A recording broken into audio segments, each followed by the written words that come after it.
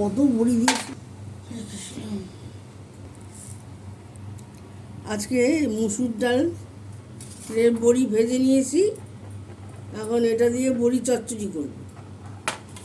এই কালো জিরা ফোড়ন দিয়ে দিলাম, কাঁচা লঙ্কা দিয়ে দিলাম, এই পেঁয়াজ কুচি টমেটোটাও দিয়ে দিলাম,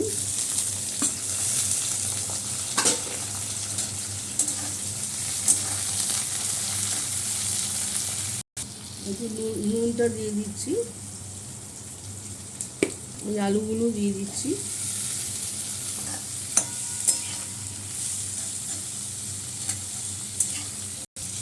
একটু হলুদ গুঁড়ো লঙ্কা গুঁড়ো দিয়ে দিচ্ছি। এটা অনেক পুরনো দিনের খাবার বন্ধুরা।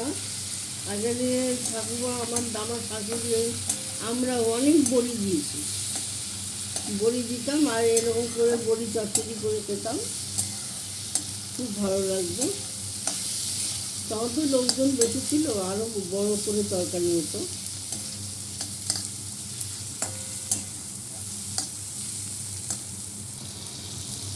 একটু আদা বাটা দিয়ে দিলাম,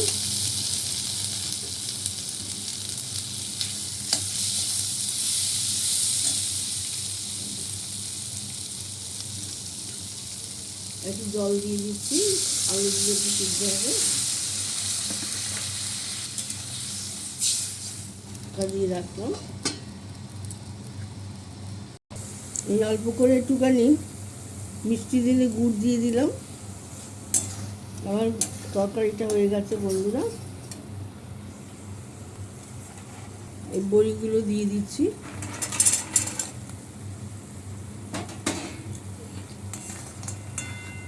একা দিলে আমার ঠাকুমা আমার শাশুড়ি ছাদে বসে বসে দুপুরবেলা খেয়ে উঠে খুব বড়ি দিত, আর এই বড়ি চচ্চড়ি করে করে আমাদের রান্না করেছে। আমি শ্বশুরবাড়িতে এসেও খুব খেয়েছি, আমিও অনেক বড়ি দিয়েছি।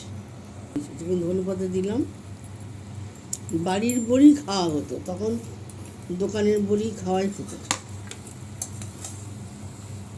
লাইক শেয়ার কমেন্ট করে দেবেন, আর এইভাবে বড়ি চচ্চড়ি করে রান্না করে খাবেন। মুসুর ডালের বড়িটা বেসিক্যালি ভালো লাগে। ফেসবুক থেকে দেখলে ফলো করে দেবেন, আর ইউটিউব থেকে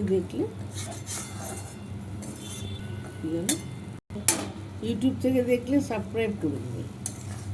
আর এইভাবে বড়ি চচ্চড়ি করে খাবেন, এটা অনেক আগে পুরানো দিনের রান্না। আজকে আমি আপনাদের করে দেখালাম, আপনারাও করবেন এইভাবে, খুব ভালো লাগবে। এই দিয়েই ভাত খাওয়া হয়েছে। ব্লগটা শেষ করলাম, নমস্কার।